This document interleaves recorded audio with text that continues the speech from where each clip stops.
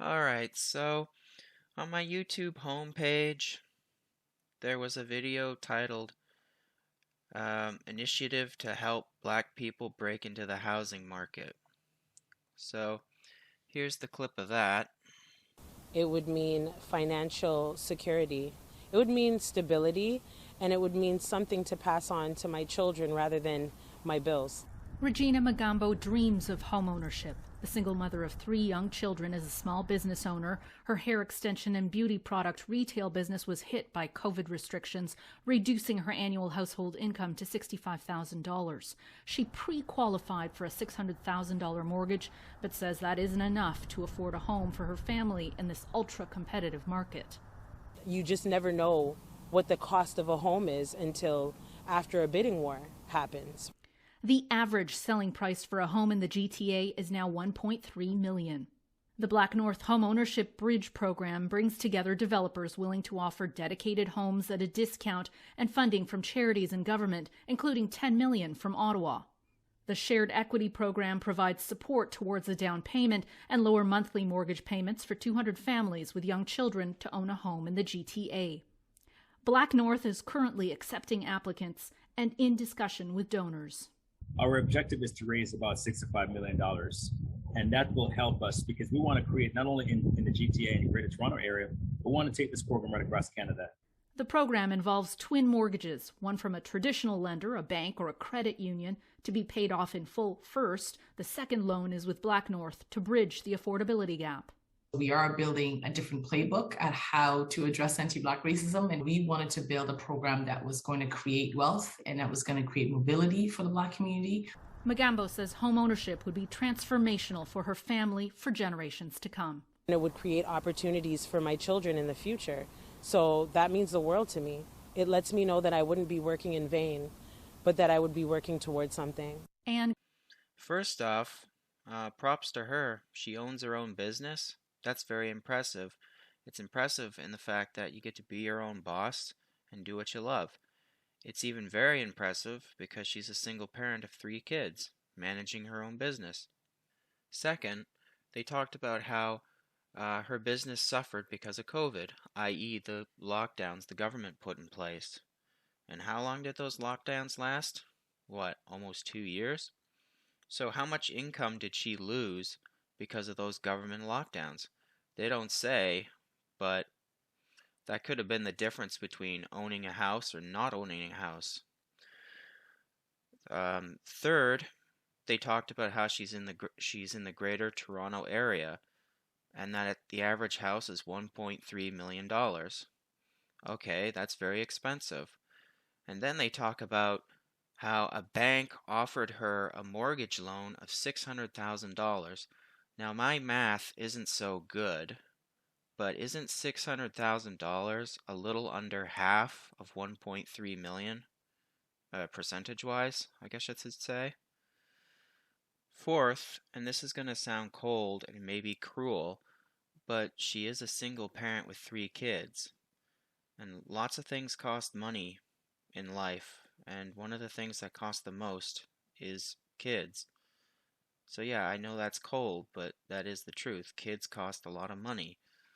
Now, fifth, the female Black North representative, she talked about how they were fighting anti-Black racism. So, in other words, racism towards Black people, I guess. But here's the thing. That single mother's story, I didn't hear anything about racism. I heard a single mother of 3 kids, her business suffered because of the lockdowns, because of government, and I heard that a bank offered her a loan of under half the average cost of a house, 1.3 million. Nowhere there did I hear racism. The ironic part is the place where I heard the racism came from the place that said they were fighting racism. Because they were talking about creating an institution solely to help one group of people, one race of people, not the whole. And if you can get donors and sponsors, fine. But when you start using government money to help a single race of Canadians, not the whole, I have a problem with that. They mentioned government money and then they mentioned money from Ottawa.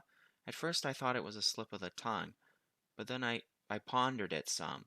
What if the government was the Ontario government, so provincial, and then Ottawa government, which would be federal, because Ottawa's the capital, right? So two government sources chipping in to an organization that solely helps Black Canadians. Now, as a taxpayer, I don't want to be funding that. I want to fund something that helps everybody, like infrastructure or healthcare. Or hey, seeming as how the situation with Ukraine is getting worse and worse every day, and people are talking about war, maybe, just maybe, Canada should put more money into its military because, yeah, that might happen.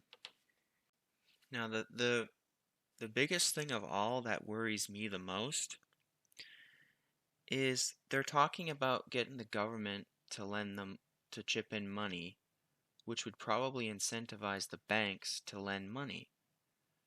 Now, this has happened before where the banks were incentivized by the government to lend money. Here, I'll put an article in from Google. So I got this article just by Googling the housing crisis. It says the stock market crash in 2008 had its origins in unprecedented growth of subprime mortgage market beginning in 1999. U.S. government-sponsored mortgage lenders and MAC made home loans accessible to borrowers who had low credit scores and higher risk of defaulting.